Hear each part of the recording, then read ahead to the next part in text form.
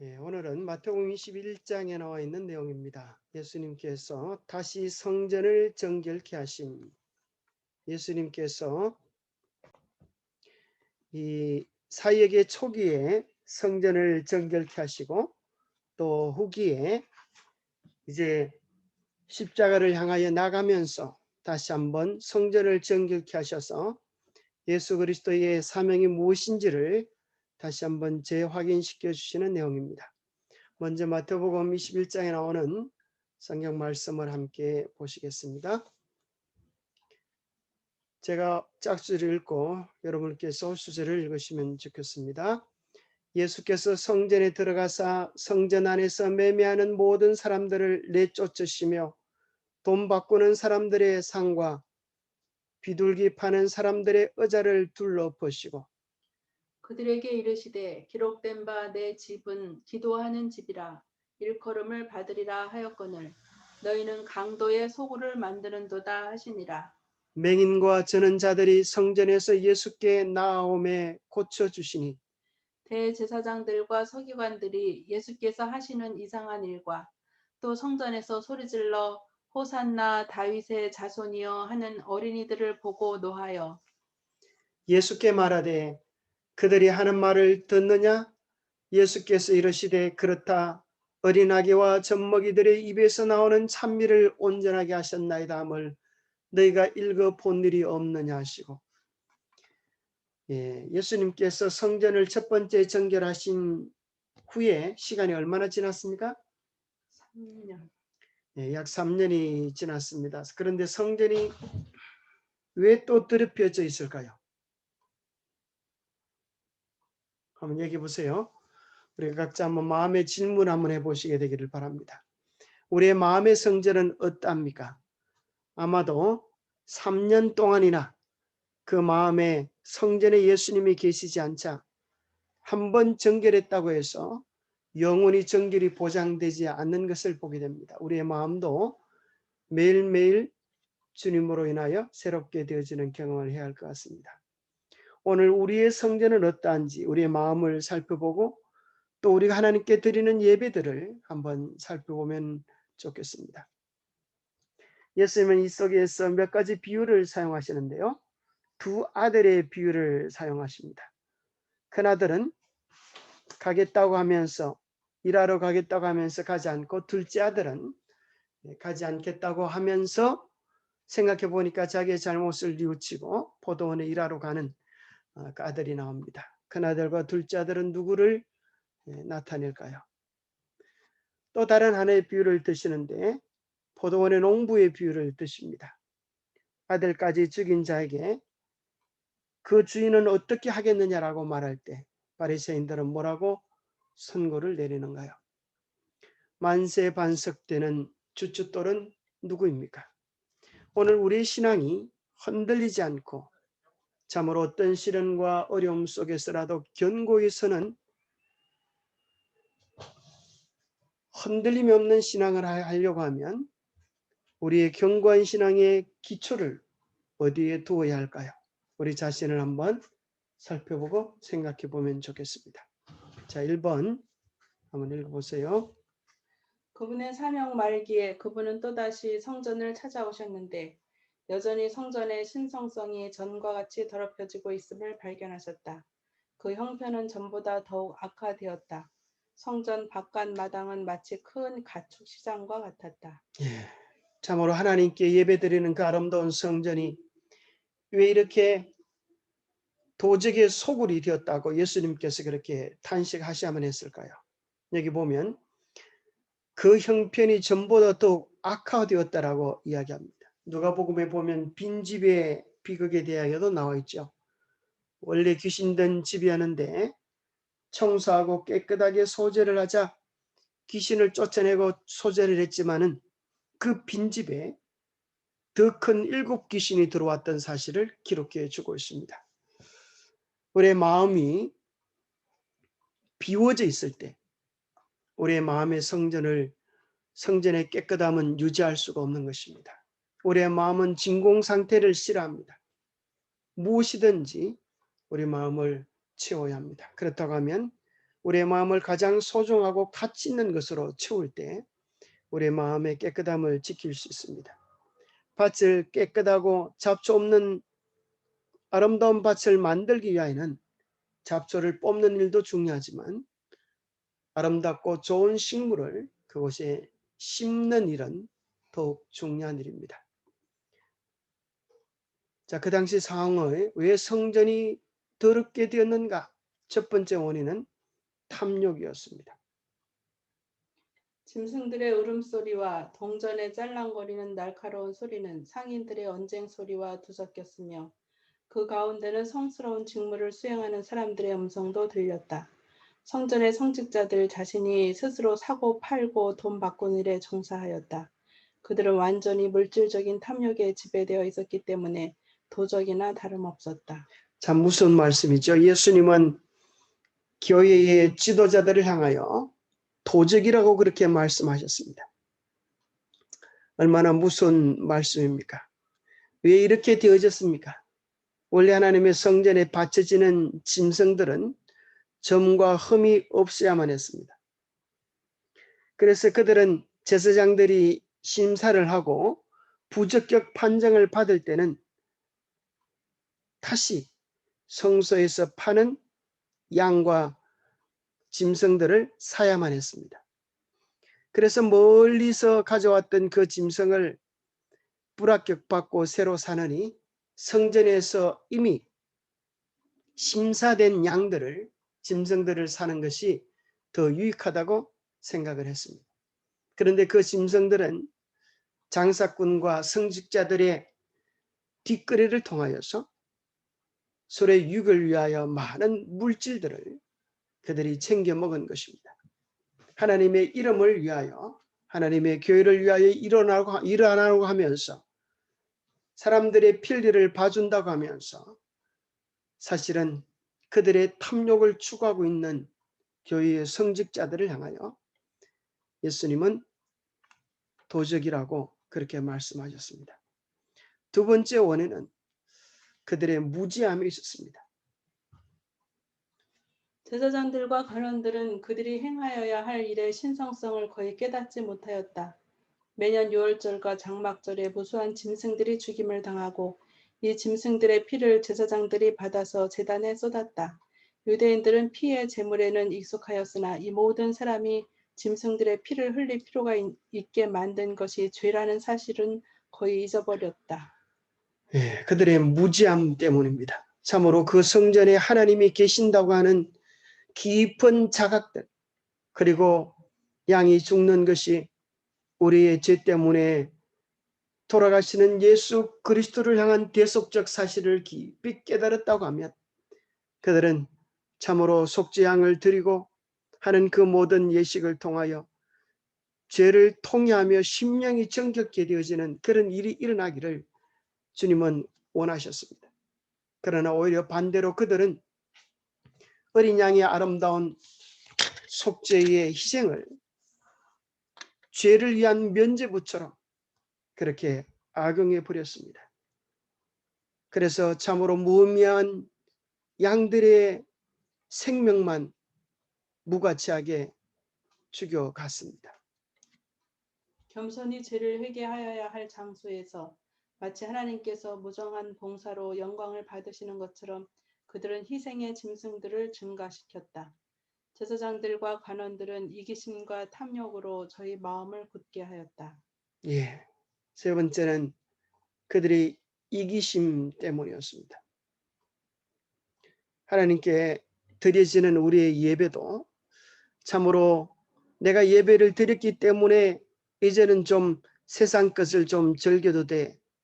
그런 것은 큰 오해입니다. 후폭풍이라고 하는 말이 있죠. 예배는 우리를 더 주님께로 나아가게 하고 예배를 드린 후에 우리의 삶의 태도는 더 말씀대로 더 주님의 뜻대로 살기 위하여 아름다운 삶을 살아야 합니다. 그런데 우리가 예배를 드렸기 때문에 이제는 텔레비전 보자, 우리가 세상 것 좀 즐기자, 그렇게 하는 것은 마치 유대인들과 다를 바 없는 하나님의 신성한 뜻을 외면하는 그런 무서운 죄들을 저지르는 것 같습니다. 그분은 부패된 제사장 제도를 개혁하려는 당신의 노력이 헛될 것을 아셨으나 그럼에도 불구하고 그 사업은 이루어져야 했으며 믿지 않은 백성들에게 당신의 거룩한 사명의 표적을 보여주어야만 하였다. 예, 성소를 한번 정결케 한다고 해서 그것이 온전히 개혁되지 않을 것을 주님께서 아셨습니다. 그럼에도 불구하고 주님의 사명, 영혼들을 심령을 정결케 하는 그분의 사명은 보여져야만 했습니다. 3년 전 성전 치리자들은 예수님의 명령 앞에서 도주하는 수모를 당했었다. 그 후 그들은 저희 스스로 공포심을 느끼고 일개 비천한 사람에게 무조건 복종한 일에 대하여 의아하게 생각하였다. 그들은 채신 없이 복종하는 일은 다시는 없을 것이라고 생각하였다. 그러나 지금 그들은 전보다 더욱 무서워서 더 급히 그 명령에 순종하였다. 예수님께서 그 성전의 부도덕함을 보시고 채찍을 휘두르셨을 때에 그들은 3년 전에 있었던 사실을 생각하면서 그때 우리가 왜 도망갔지? 이제는 그때처럼 채신머리 없이 복종하는 일은 다시는 없도록 하자라고 마음을 다졌지만 막상 예수님께서 채찍을 드셨을 때에 그분 속에 나타난 신성의 권능 앞에 압도되어져서 그들의 죄스러운 모습이 온전히 드러나서 그들은 살기 위하여 이전보다 더 급히 도망쳤던 사실을 보게 됩니다. 그런데 놀라운 일이 벌어졌습니다. 그들이 도망쳤던 자리에 무슨 일이 벌어진 것입니까? 그러나 큰 무리가 허둥지둥하는 군중을 해치고 저희의 유일한 소망인 그분에게 나아가려고 열심히 전진하였다. 군중들이 성전에서 도망했을 때에도 많은 사람들은 뒤에 머물러 있었다. 이 사람들은 이제 새로 오는 자들과 연합하였다. 성전 마당은 다시 병자와 죽어가는 사람으로 가득 찼고 한 번 더 예수께서는 그들에게 봉사하셨다. 그 제사장들의 종교 지도자들의 만들어 놓은 높은 담 때문에 들어갈 수 없었던 많은 사람들이 병들고 가난하고 불쌍한 사람들이 제사장들이 교회 성전에 일하는 사람들이 도망가고 난 그 자리에 대신 채우게 되었습니다. 그들은 정말 예수님을 만나고 싶어하는 사람들이었습니다.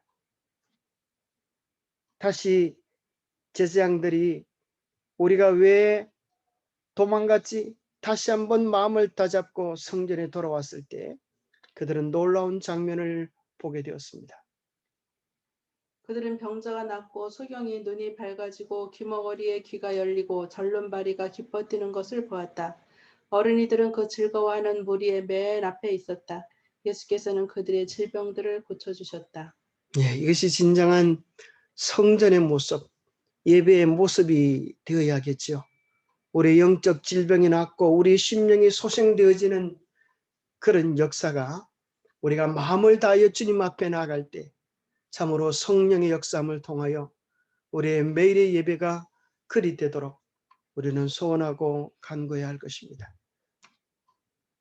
그분은 그들을 당신의 팔로 끌어안으시고 감사에 넘치는 입맞춤을 받으셨으며 그중 어떤 아이들은 그분이 백성들을 가르치시고 계실 때에 그분의 품에서 잠들고 있었다. 이제 즐거운 음성으로 아이들이 그분을 찬송하였다. 그들은 전날에 외치던 호산나를 반복하였으며 구주 앞에서 종려 나무 가지들을 의기양양하게 흔들었다. 근데 예수님 막 화를 냈는데 예? 예, 성전을 정결케 하시기 위해서 이렇게 굉장히 이렇게 준엄한 그런 모습, 목소리 이런 것 때문에 무서워서 도망갔잖아요, 제사장들은. 예. 근데 이 사람들은 왜 안 무서워했을까요? 그러게 왜 안 무서워했을까요? 그들은 그것을 아마 알았던 것 같아요. 예수님이 무엇 때문에 분노하시는지. 그죠? 그걸 알았지 않겠어요? 예수님이 막 우리가 생각하는 막 화가 나서 앞뒤를 못 가리는 그렇게 분노 조절 장애의 모습이 아니라 무엇을 하고 계시는지 분명히 알았던 것 같아요. 그래서 재미있는 어떤 분은 이 표현을 이렇게 쓰는데 상들을 엎으시고 하면서 여기 뭐라고 표현하는가 하면 비둘기 파는 사람들의 상은 엎지 않으시고 의자를 둘러 엎으시고 이렇게 하셨어요. 참 재미있는 표현을 어떤 분이 발견했는데 마태복음 21장 12절에 보면 보세요.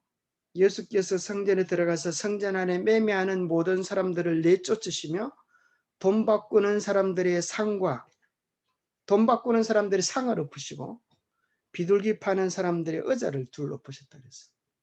어떤 분은 생각하기를 비둘기 파는 사람들의 상을 둘러 엎었다고 하면 비둘기들이 다 날아가 버려서 다시 수습을 할 수 없기 때문에 비둘기는 그렇게 하지 않으셨다. 그렇게 설명하는데 그것도 참 그 격한 상황 속에서도 예수님은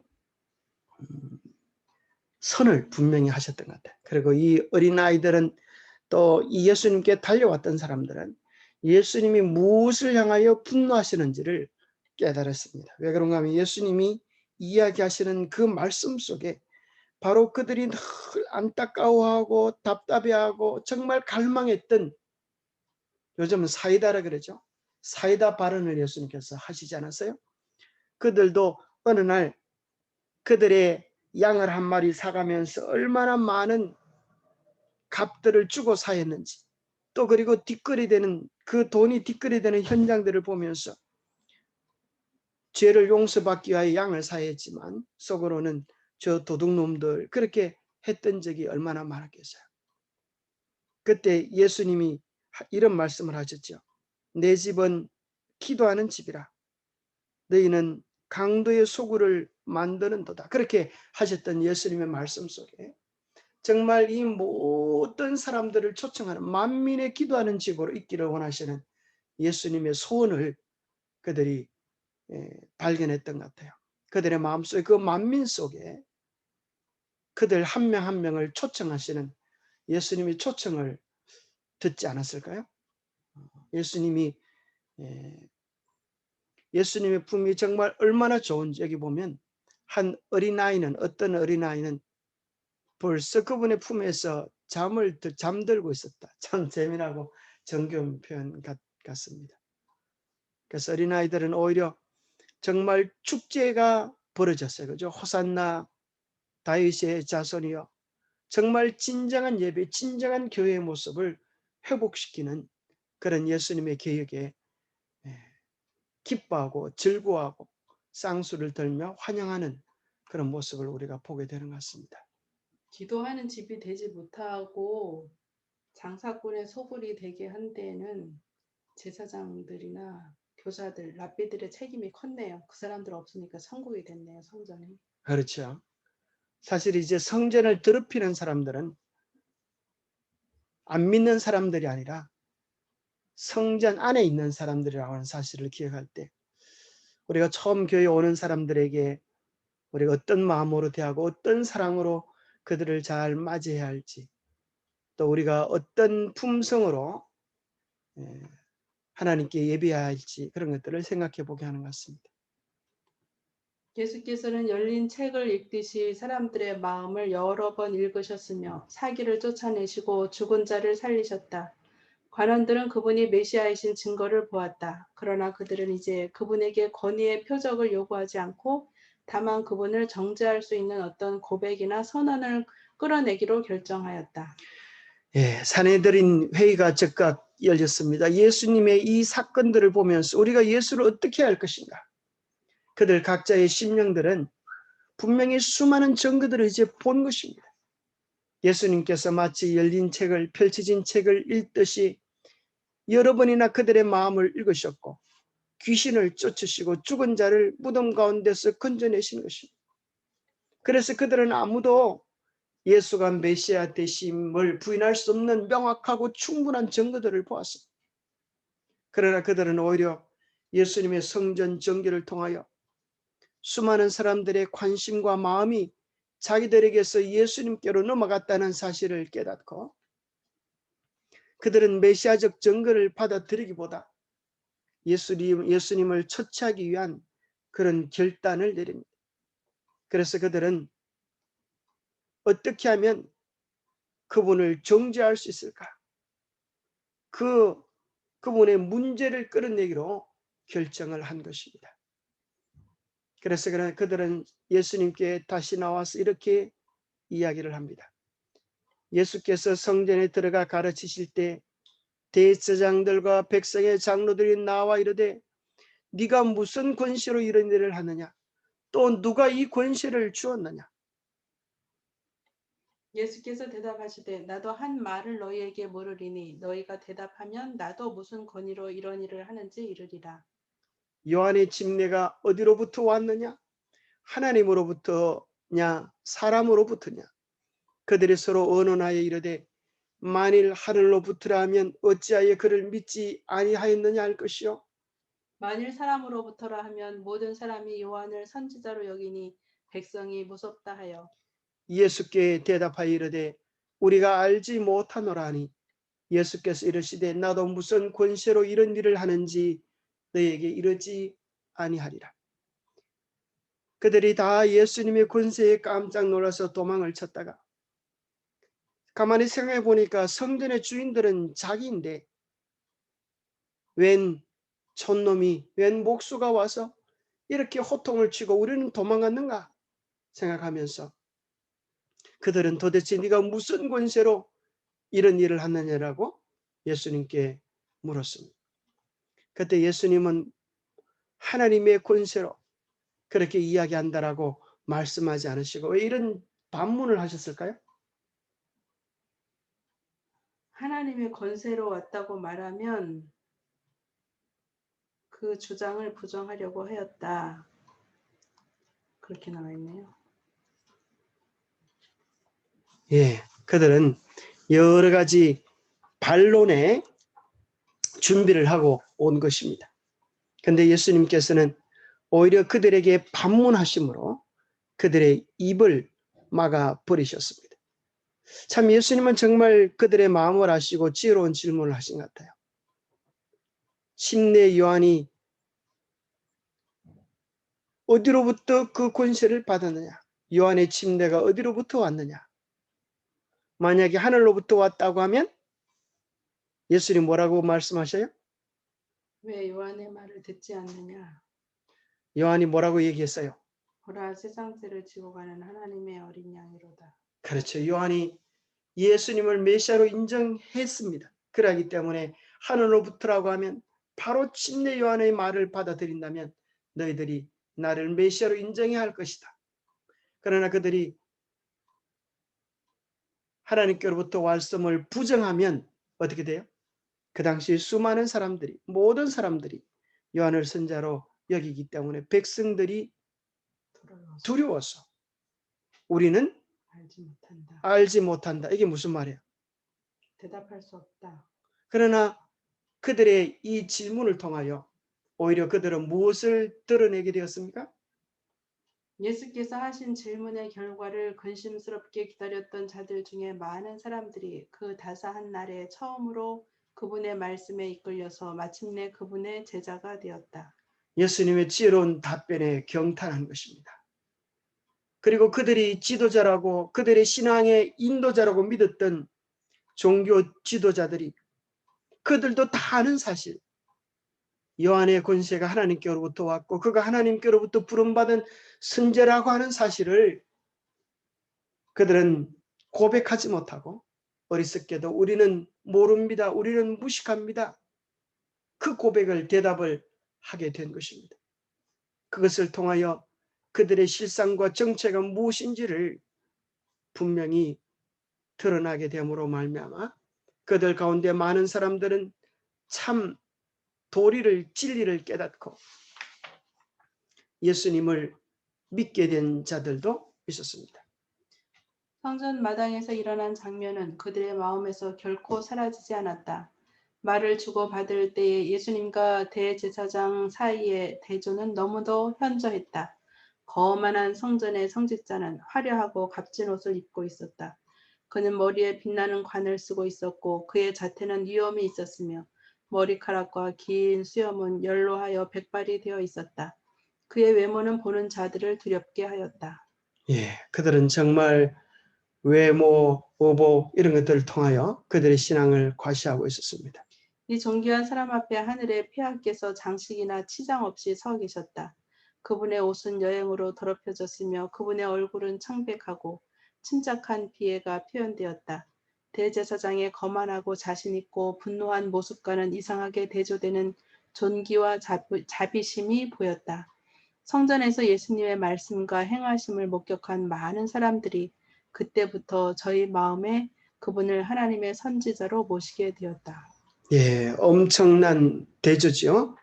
한 사람은 화려한 옷을 입고 위엄을 가지고 자기들의 위치를 자랑하지만 반대로 한 분은 가장 초라한 옷을 입었지만 그분의 권세는 하늘에서 오신 권세, 하늘의 사랑을 가지고 있는 그 모습을 보면서 그들은 분명한 대조를 보게 되었습니다. 마치 그것은 루트가 그림을 그려서 붙여놓았던 것과 같죠. 구텐베르크 대성당의 화려한 교황의 모습과 나귀를 타고 예루살렘을 입성하시는 겸비한 예수님의 모습을 대조했던 것처럼 그 당시도 그러한 대조를 보여주고 있었습니다. 랍비들과의 논쟁에 있어서 그분의 적들에게 창피를 주는 것이 그리스도의 목적하신 바는 아니었다. 그리스도께서는 그들이 공경에 빠진 것을 보고 즐거워하지 않으셨다. 그분은 가르치실 한 중대한 교훈을 가지고 계셨다. 자, 예수님께서는 그 논쟁을 통하여서 창피를 주는 것이 목적이 아니라 그분께서 가르치시기 원하시는 중대한 교훈이 있었습니다. 자, 그것이 무엇인지 한번 찾아봅시다. 그들이 그분을 위하여 펴놓은 그물에 스스로 걸리도록 허락하심으로 그분은 당신의 원수들을 실망시키셨다. 요한의 침례의 성질에 관하여 그들이 알지 못한다는 자백이 그분에게 말씀하실 수 있는 기회를 주었으며 그리고 그분은 많은 사람들에게 이미 주어진 다른 경고를 첨가하여 그들의 참 위치를 저희에게 가르쳐 주심으로 그 기회를 잘 이용하셨다. 예, 그들이 사실은 예수님을 시험하기 위하여 네가 무슨 권세로 일을 했느냐라고 했지만 오히려 예수님은 역전을 하셔서 원수들의 무지함과 영적 실상을 드러내셨습니다. 그럴 뿐 아니라 예수님은 두 가지 비유를 통하여 참으로 그들의 실상과 거짓된 가르침을 따라갈 때 장래의 결말이 무엇인지를 분명히 알려주셨습니다. 그때 예수님은 바로 마태복음 21장 28절부터 나오는 두 아들의 비유를 얘기하셨습니다. 그러나 너희 생각에는 어떠하냐? 어떤 사람에게 두 아들이 있는데 맏아들에게 가서 이르되 예, 오늘 포도원에 가서 일하라 하니 대답하여 이르되 아버지 가겠나이다 하더니 가지 아니하고 둘째 아들에게 가서 또 그와 같이 말하니 대답하여 이르되 실소이다 하였다가 그 후에 뉘우치고 갔으니 이 둘 중에 누가 더 아버지의 말을 잘 따른 사람이냐라고 우리 주님께서 물었습니다. 그때 그들은 대답하기를 둘째 아들입니다. 그렇게 대답했습니다. 여기 나오는 첫째 아들, 예, 하겠습니다. 라고 말했지만 가지 않은 아들은 누구를 이야기하고 실소이다 라고 말했지만 뉘우치고 돌아간 둘째 아들은 누구를 이야기할까요? 첫째 아들은 유대 민족의 지도자들로 대표되었다. 어떤 바리새인들은 회개하고 요한의 침례를 받았으나 지도자들은 그를 하나님에게서 보내심을 받은 자로 인정하지 않았다. 그 경고와 탄핵이 그들을 개혁시키지 못하였다. 그들은 그 침례를 받지 아니한지라 스스로 하나님의 뜻을 저버리니라. 첫째 아들은 바로 대화 속에 답변을 하고 있는 그들을 이야기하고 있었습니다. 그들은 회개하고 요한의 침례를 받은 자도 있었지만 그 기별이 그들의 삶을 변화시키거나 개혁시켜주지는 못했습니다. 다시 이전의 죄로 되돌아가고 말았습니다. 그들은 그의 기별을 경멸하는 태도로 대하였다. 요청을 받았을 때에 아버지여 가겠나이다 라고 대답하고 가지 않은 첫째 아들과 같이 제사장들과 간원들은 순종하노라고 공언하면서도 불순종하였다. 그들은 경건함을 크게 공언하고 하나님의 율법을 순종하노라고 주장하였으나 그들은 거짓된 순종만을 했을 뿐이었다. 예, 오늘 우리는 참으로 이런 모습을 우리 속에서 보고 있지 않는지 우리 자신을 철저하게 살펴야겠습니다. 가겠습니다라고 말을 하지만 가지 않은 첫째 아들처럼 내가 주님을 사랑합니다라고 고백하지만 순종하지 못하고 죄를 버리지 못하고 세상에 더 속하고 있지 않는지 우리의 영적 형편을 살펴봐야 합니다. 오늘날 얼마나 많은 교회에서 다 예수님을 높이고 십자가를 높이고 보혈을 높이지만 그 신앙이 그들을 죄로부터 떠나게 하는지 세상과 더 가까워지게 하는지 주님과 더 가까워지게 하는지 신앙을 점검해 봐야 하는 것입니다. 둘째 아들은 누구입니까? 세리들은 이방인처럼 바리새인들의 비난과 저주를 받았으나 그들은 저희 신앙과 행동으로 큰 빛을 받고도 저희 행동이 그들의 주장하는 경건과 일치하지 않는 스스로 의롭다고 하는 자들보다 먼저 하늘나라에 들어가고 있다는 것을 나타내었다. 제사장들과 간원들은 이 양심의 가책을 주는 진리를 받아들일 마음이 없었다. 예, 저들은 천국에 합당하지 않다고 생각했던 오히려 세리와 창기들이 마음에 깊은 회심을 경험하고 주님께로 돌이켜 구원받는 역사가 일어나게 된 것입니다. 이러한 사실을 보면 우리가 많은 빛을 받았다고 자랑하는 것이 중요한 것이 아니라 우리가 받은 빛에 얼마나 순종하고 있느냐, 받은 빛에 얼마나 반응하고 있느냐가 우리 운명을 결정한다고 하는 사실을 기억해야겠습니다. 예수님 또 두 번째 비유를 드셨습니다. 다른 한 비유를 들으라. 한 집주인이 포도원을 만들어 산울다리를 두르고 거기에 접자는 틀을 만들고 망대를 짓고 농부들에게 새로 주고 타국에 갔더니 열매 거둘 때가 가까움에 그 열매를 받으려고 자기 종들을 농부들에게 보내니 농부들이 종들을 잡아 하나는 심히 때리고 하나는 죽이고 하나는 돌로 쳤거늘 다시 다른 종들을 처음보다 많이 보내니 그들에게도 그렇게 하였는지라. 후에 자기 아들을 보내며 이르되 그들이 내 아들은 존대하리라 하였더니 농부들이 그 아들을 보고 서로 말하되 이는 상속자니 자 죽이고 그의 유산을 차지하자 하고 이에 잡아 포도원 밖에 내쫓아 죽였느니라. 그러면 포도원 주인이 올 때에 그 농부들을 어떻게 하겠느냐? 그들이 말하되 그 악한 자들을 진멸하고 포도원은 제때의 열매를 바칠 만한 다른 농부들에게 새로 줄지니이다. 자, 여기서 우리는 이 비유의 교훈들을 한번 생각해 보면 좋겠습니다. 자, 여기 나오는 포도원의 주인은 누구일까요?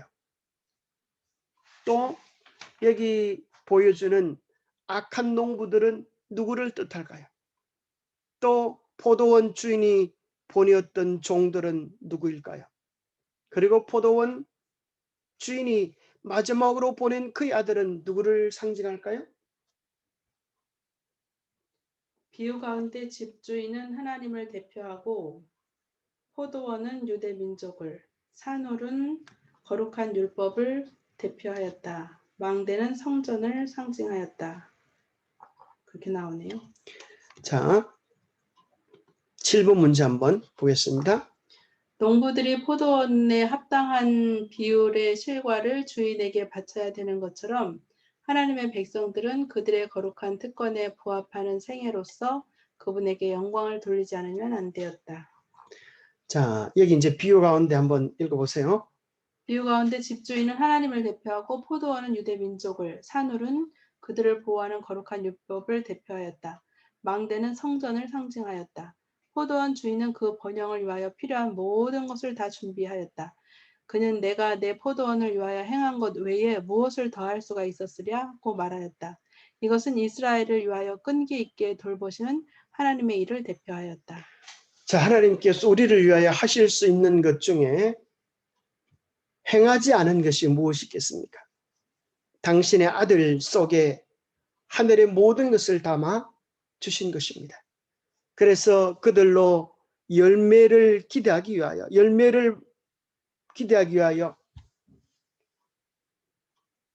종들을 보내었습니다. 여러 보낸 종들은 누구를 얘기합니까? 선자들을 이야기하고, 또 마지막에 보낸 아들은 누구죠? 예수 그리스도. 예수 그리스도를 이야기합니다.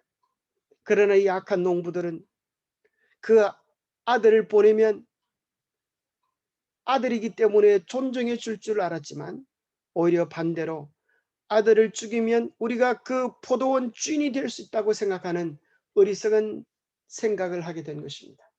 이와 같이 비유의 적용이 확실한 이상 앞으로 어떤 일이 따르리라는 것 또한 분명한 일이었다. 포도원 주인이 최후로 자기의 사랑하는 아들을 그 불순종하는 종들에게 보내었는데 그들이 잡아서 죽인 그 사랑하는 아들 속에서 제사장들과 간원들은 예수님과 그분의 절박한 운명의 분명한 광경을 보았다. 예수님은 그들의 마음속에 이러한 분노와 적개심이 있는 것을 아셨습니다. 그리고 그 비유는 먼 이야기가 아니라 오늘 그들의 실제적인 운명을 선고해 줄 그 상황을 그들의 입으로 이야기하고 있는 것임을 예수님은 나타내셨습니다.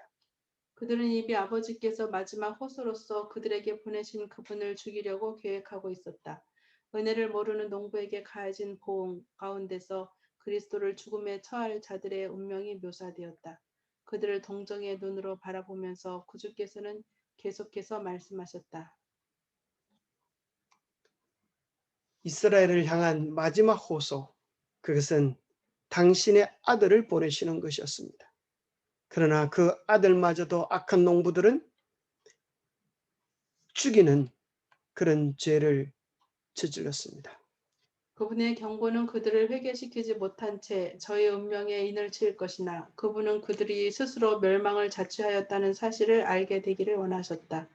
이미 시작되었고 또 그들의 성전과 도성의 파멸뿐 아니라 민족의 분산으로 끝나게 될 그들의 민족적 특권을 거두시는 데 있어서의 하나님의 공의를 그들이 보도록 그분은 계획하셨다.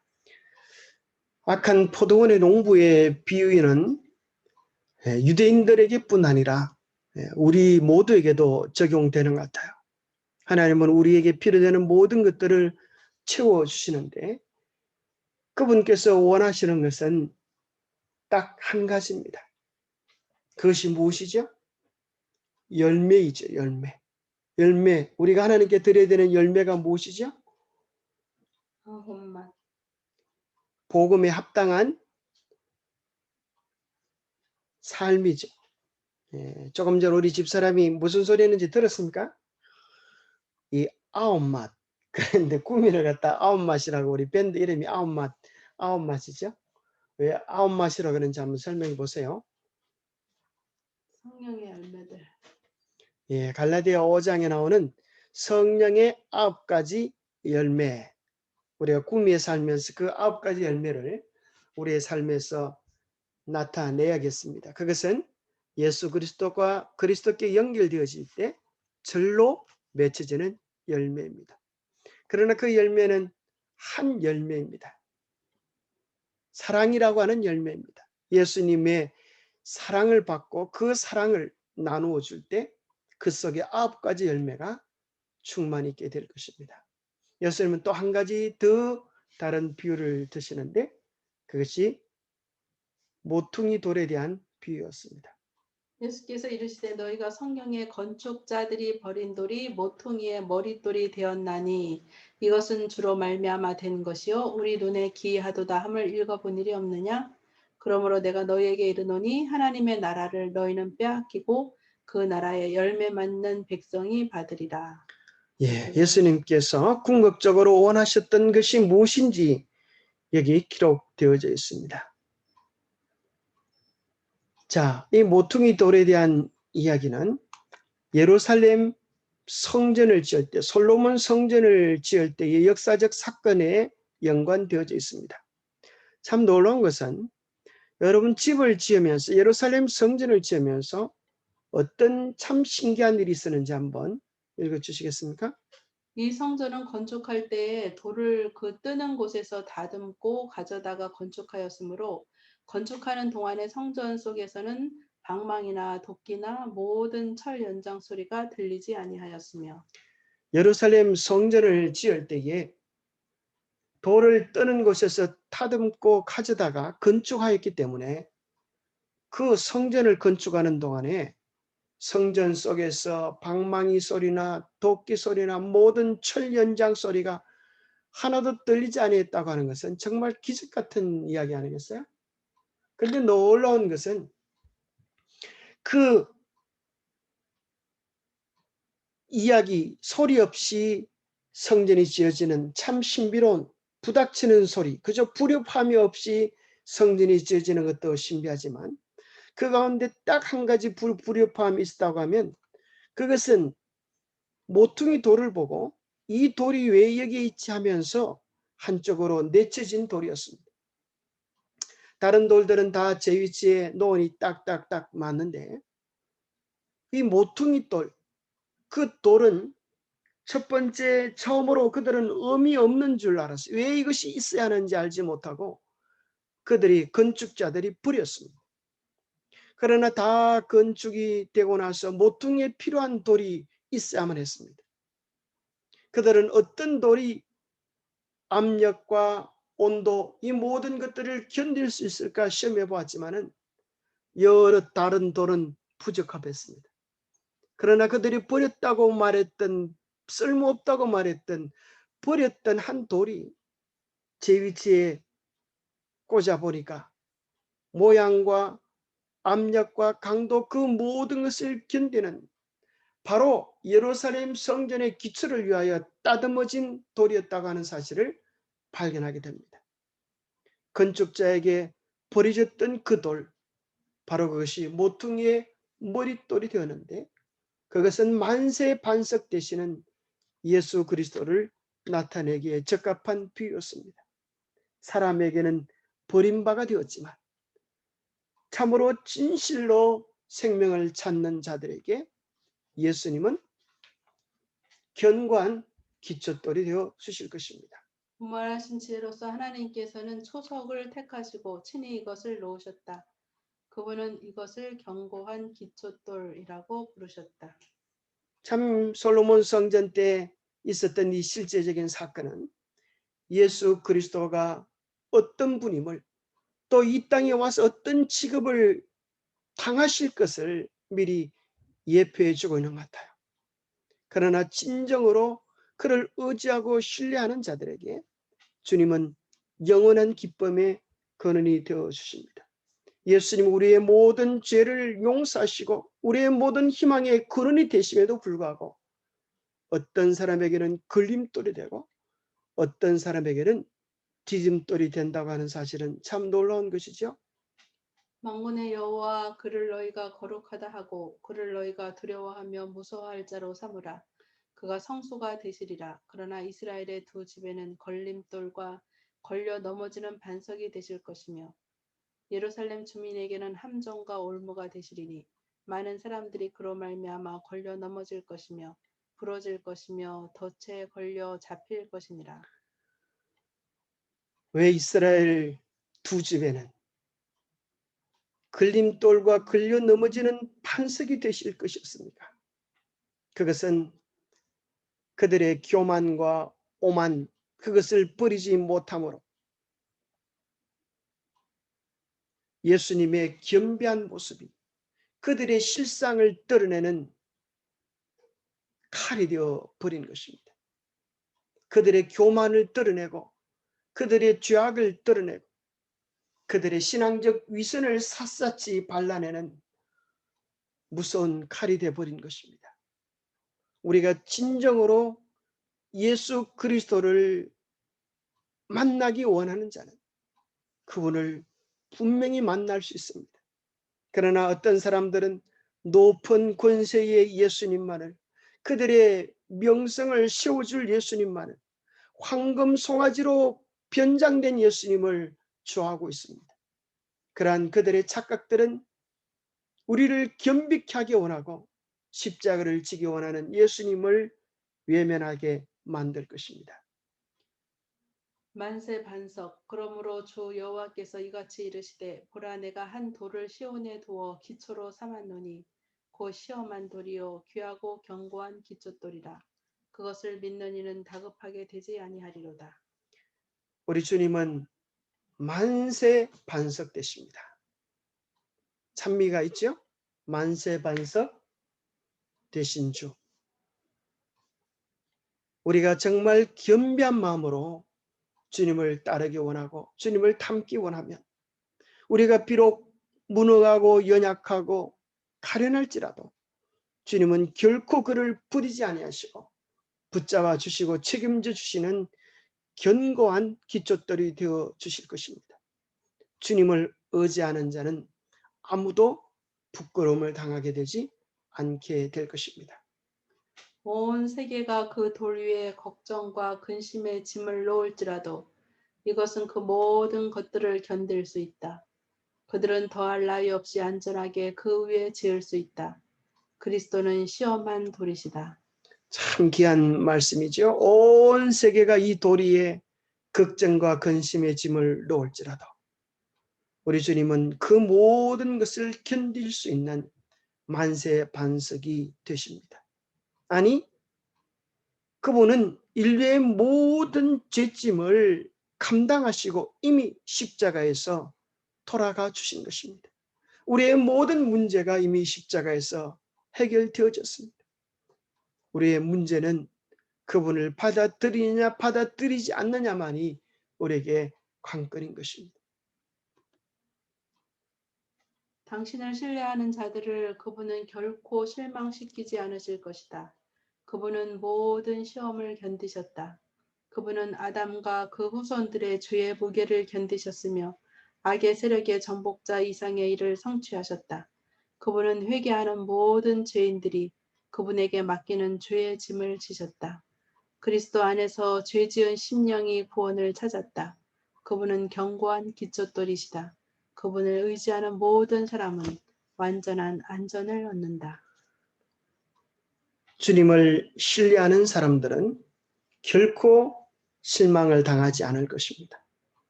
그러나 주님을 신뢰하지 않는 자들은 아무도 마지막 시험을 통과할 수 없게 될 것입니다. 우리의 믿음의 크기나 의지의 강함이 문제가 아니라 예수 그리스도를 신뢰하느냐 신뢰하지 않느냐가 관건이 될 것입니다.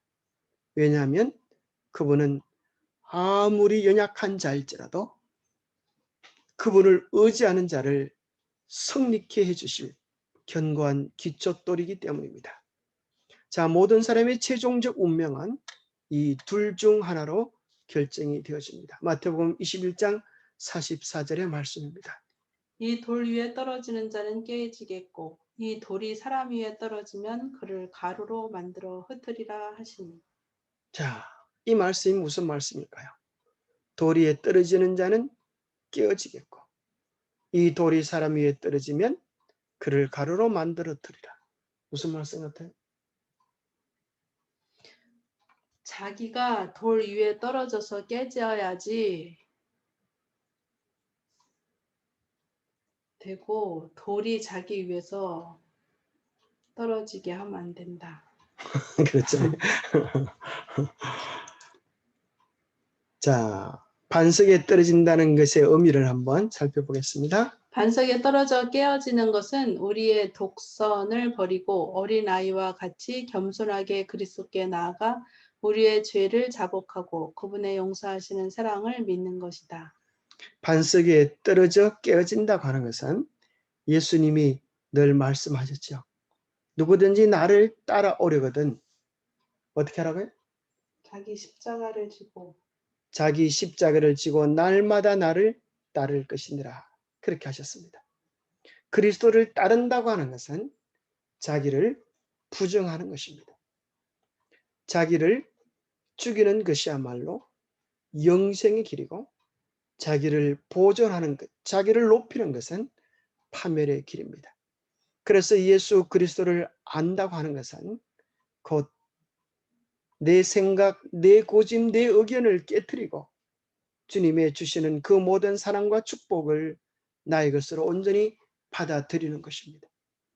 우리가 하나님의 아들을 우리 안에 받아들이면 무슨 일이 일어납니까? 우리가 하나님의 아들이 되는 것입니다. 만세 반석 위에 우리가 깨뜨려지면 여러분 놀라지 마십시오. 우리도 만세 반석 같은 믿음을 소유하게 되는 것입니다.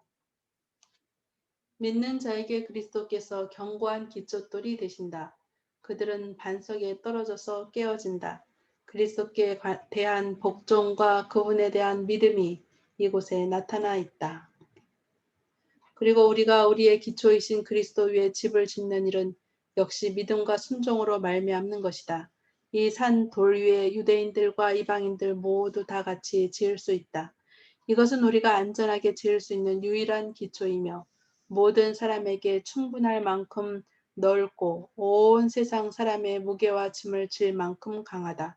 산돌이신 그리스도와 합하여 이 반석 위에 집을 짓는 모든 사람은 산돌이 된다. 예, 참 멋진 말씀이죠. 그리스도 앞에 이 반석에 집을 짓는 모든 사람은 그도 함께 산돌이 되는 경험과 축복을 얻을 수 있을 것이라고 말씀하십니다. 많은 사람들이 자신의 노력으로 자르고 닦고 아름답게 하지만 그들이 산 돌이 될 수 없는 이유는 그리스도와 연결되지 않기 때문이다. 이 연결이 없이는 아무도 구원을 얻을 수 없다. 우리 속에 그리스도의 생명이 없이는 우리는 유혹의 폭풍을 물리칠 수 없다. 우리의 영원한 안전은 견고한 기초 위에 우리의 집을 짓는 데 달려 있다. 예, 우리 속에 그리스도의 생명이 없이는 우리는 유혹의 폭풍을 물리칠 수 없다. 우리의 영원한 안전은 견고한 기초 위에 우리의 집을 짓는 데 있다. 우리가 그리스도와 매일매일 연결하여 교제하지 않는다면 우리는 아무도 우리의 심령의 정결을 보장받을 수 없습니다. 매일 주님과 교제하는 자는 주님으로 인하여 온전한 기쁨과 온전한 즐거움을 누리게 될 것입니다. 걱정할 필요가 없는 것입니다. 우리의 믿음의 크기, 그것이 문제가 아니라 우리의 반석이 우리를 지켜주고 보장해 줄 것입니다. 오늘날 많은 사람들이 시험해 보지 않은 기초 위에 집을 짓고 있다. 비가 내리고 폭풍이 휘몰아치고 홍수가 올 때에 저희 집은 무너질 것인데 그 까닭은 그 집이 큰 모퉁이 돌 예수 그리스도 영원한 반석 위에 세워지지 않았기 때문이다. 저희가 말씀을 순종치 아니함으로 넘어지나니 그런 사람들에게 그리스도께서는 거치는 반석이시다. 네, 오늘날 많은 사람들은 그리스도 외에 또 다른 것을 의지하고 있습니다. 그러나 그런 사람들은 실망을 당할 것입니다. 여러분 어디에 우리의 마음을 두고 사십니까? 이 세상입니까? 이 세상의 돈입니까? 이 세상의 즐거움입니까? 그 모든 것은 넘어지는 우리를 실망시킬 것이지만 예수 그리스도는 우리를 영원한 확신, 영원한 기쁨, 영원한 소망으로 인도해 주시는 만세 반석이 되실 것입니다. 잠깐 기도하겠습니다. 하나님 아버지, 오늘 우리의 마음을 다시 한번 주님께 드리기를 원합니다. 우리의 마음을 정결케 해 주시옵소서. 우리가 정말 어디에 마음 둘 곳 없이 우리가 우리의 마음을 어디에 두어야 할지 주님 우리의 마음을 붙잡아 주시옵소서. 세상 어느 곳에도 우리의 마음이 둘 곳 없음을 분명히 깨닫게 하여 주시고 언제나 가장 좋은 것으로 응답하시는 만세 반석 되시는 주님께 우리의 모든 무거운 짐들을 내려놓을 수 있도록 축복하여 주시옵소서.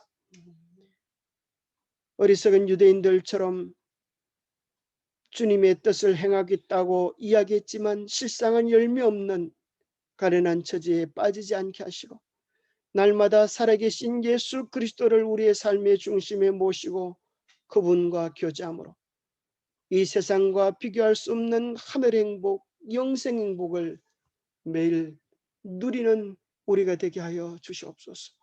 하나님, 우리가 어리석은 탕자가 되어서 이 안에 있는 풍성함을 누리지 못하고 예수 안에 있는 한없는 은혜를 누리지 못하고 세상에서 방황하는 거린 같던 탕자가 되지 않도록 예수님 안에서 복음 안에서 참된 만족과 기쁨을 누리는 참 자녀들이 되게 축복해 주시옵기를 우리 주 예수 그리스도로 머지하여 간절히 간구하옵나이다. 아멘. 감사합니다. 묵상으로 마치겠습니다.